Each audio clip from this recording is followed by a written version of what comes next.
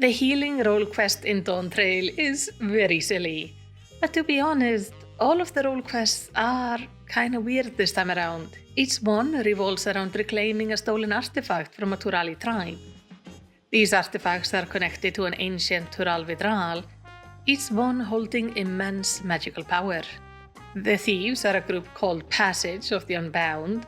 They are a secretive villainous order who quite loudly held their first meeting in a local eatery. This band of cartoonist villains have stolen these artifacts all over Tural and plan to use them to sow discord across the world. In the healer questline, we are dealing with an artifact called Heartsting. It holds the soul of a dread scorpion that once terrorized the area around the village that now it calls its home. The scorpion had an arsenal of multiple deadly weapons, but eventually the villagers banded together, managing to capture and imprison the scorpion's essence in the artifact. They named it the Heartsting, and now the one wielding it can use the scorpion's toxins, which the villagers mostly use for hunting or purifying their food. We are recruited by Nipin, a local who was using Heartsting for hunting when it was stolen. He mentioned seeing strange mechanical dolls and hearing a maniacal laughter of a woman during the theft. At the time, he got injured, so he is unable to pursue the artifact himself. So instead, Loaskana has headed to Limsalominsa to track it down. Concerned for his safety, Nipin went looking specifically for a healer to help treat any victims affected by the Heartsting. We make our way to Limsalominsa, where we meet Loaskana. She has been doing her best to find any information around the city, but she does find it very overwhelming with the sheer number of people. Still, she is certain Heartsting is here somewhere. There have been tales of several people going suddenly blind, and that is one of the Heartsting's effects. To help her, we go investigating, learning that these cases are linked to a shipment of tainted fruit, and the Yellow Jackets are already on the case. As we are doing our investigation, we do find the man lying paralyzed on the ground. Loaskana and a Yellow Jacket are here, and it is clear he is victim of some sort of a potion. We use Asuna to heal him, and he gratefully explains that he got tainted fruit from a Lalafell merchant. And right before he collapsed, he remembered hearing a woman's voice laughing and mentioning something called Heartsting. With this information, the Yellow Jacket escorted the man safely back to his home, while we and Loaskana stay behind. It is clear Heartsting is here in the city, and whoever stole it is quickly learning how to use its power. And now all we can do is stay on their trail and try to find it before things get too much worse. The next time we meet with Loaskana, there are news. The Yellow Jacket is back and updates us on our elusive targets. They are a Lalafell and a Higher who were last seen leaving the city disguised as fruit merchants as they caught the ferry to Aleport. We quickly grab the next ferry and make our way over to the small coastal town, where we learn that the pair has indeed been spotted. They apparently sold some potions and elixirs to a pair of adventurers, who then headed towards Swiftpurge. Knowing that the adventurers are our best lead, and likely in danger, we hurry after them, and soon find them under attack by a swarm of mammets. Mysolm, the warrior, is doing his best to shield his friend, who is a conjurer who unfortunately has such a severe bout of hiccup going on that he is incapable of casting even a single spell. After we fend off the mammets and clear the hiccups with the Suna, the two adventurers thank us profusely. But before we can even get much more information from them, our true villains finally appear. It is time for us to meet Eleret and Kokodova. These two are thrilled with their current chaos making, proudly boasting about their mechanical skills and toxic concoctions, before disappearing in a cloud of foul-smelling smoke. We are a bit stunned by the meeting, but we return to Aleport with the adventurers, ensuring they are safe and settling in to await further news on the troublesome duo's next move. And for a while, things are quiet. We end up growing tired of waiting and decide to try to search for them.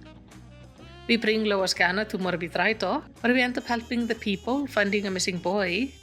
However, aside from assisting the locals, we really have no leads about where the duo is at the moment. But that peace doesn't last very long.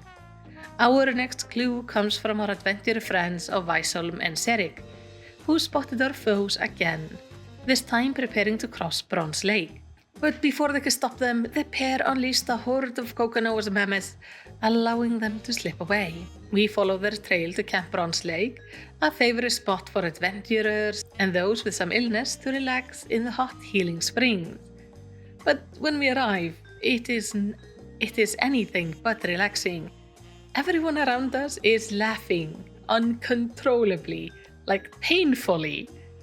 It turns out Eleret and Kokanoa are here and they've contaminated the healing spring with an illusory toxin, turning what should be a soothing soak into a fit of hysterics. We immediately get to work, casting Asuna on as many afflicted guests as we can, and then we confront the villains, where things take an amusing twist. Eleret accidentally succumbs to her own toxin, bursting into uncontrollable giggles herself, only to realize mid-laugh that she forgot the antidote. Kokanoa, on the other hand, is unaffected and manages to drag their laughing partner away just in time. Now, Loaskana is confused by how Kokanoa managed to be immune to the potion, so we tell her about the Dunfolk. You see, the Dunfolk Lalafell have a tradition of building up poison resistance by ingesting small amounts of toxin from an early age. We are talking like toddlerhood or infancy here. So now as an adult, Kokanoa might not be fully immune to the toxins, but they are quite resistant to them. Of course, it also helps that the toxins that are being used right now are not the most potent ones the Heartsting has to offer. Loaskana is intrigued by the Dunfolk heritage and seems to think heavily on it as he decides to head off to survey the island, determined to keep an eye out for our mischievous foes before they can pull their next stunt. And next time we meet up with her, she has a theory. So far, the pair has never caused trouble in the same place twice, so she figures they would want to go somewhere they haven't been before. And she has heard Costa del Sol is a very popular destination. Luckily for her, we know Master Gegeruchu, who owns the area, so we make our way over there to speak with him, only to learn Eleret has already been there. Apparently, she showed up with some special wine that caused Gegeruchu to hallucinate, turning all his lovely attendants into large, muscular, rugged men. Strangely enough, it's hard to feel too sorry for him over this. But the wine itself is no longer available, but we do get a promising lead from Wisecat, the former member of the Company of Heroes. He does mention mammets being spotted near Raincatcher Gully, and where there are mammets, we can probably find Kokanoa and Eleret.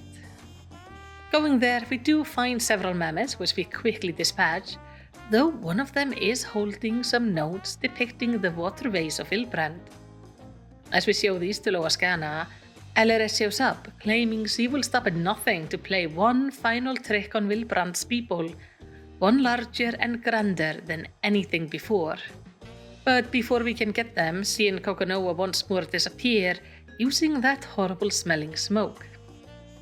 Now it is clear that Eleret and Kokanoa are planning to tamper with Vylbrand's water supply, but where exactly they're gonna strike remains a mystery.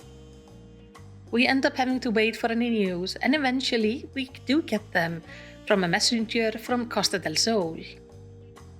Apparently, Eleret and Kokanoa have infiltrated Brayflux's long stop. We rush over there, where Brayflux informs us that the pair is likely targeting Mudstop Watergush, one of the main sources of fresh water for Vylbrand. If they manage to poison it, everyone living on Vylbrand would be affected, and it would plunge the region into chaos. We quickly rush in to try to stop them, and find Eleret and Kokanoa exactly where Brayflux suspected. We confront them, and everything quickly escalates into a chaotic final showdown. Potions are flying everywhere, mammets are swarming in attack, and though the two villains give it their all, we finally get the upper hand. The battle ends with Eleret accidentally grabbing a goblin-made bomb instead of her usual smoke bombs, sending the pair blasting off into the distance in a very much Team Rocket style. Thankfully, they drop the artifact so Lorcanna can pick it up and cleanse the area of any remaining toxins, putting things right for the people of Vylbrand once and for all. Back in Tural, we reunite with Lorcanna, who thanks us for everything.